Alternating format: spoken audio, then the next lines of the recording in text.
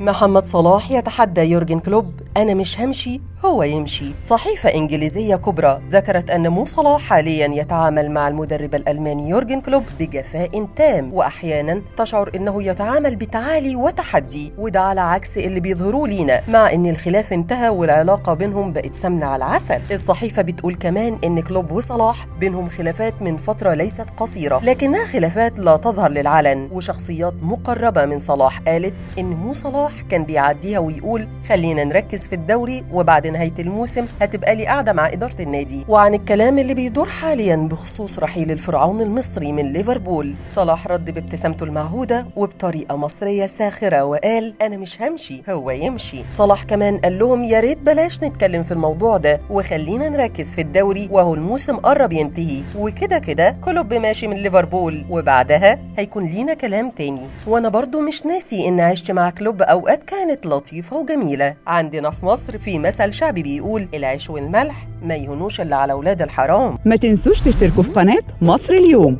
على يوتيوب وتفعلوا زر الجرس علشان يوصل لكم كل الأخبار أول بأول.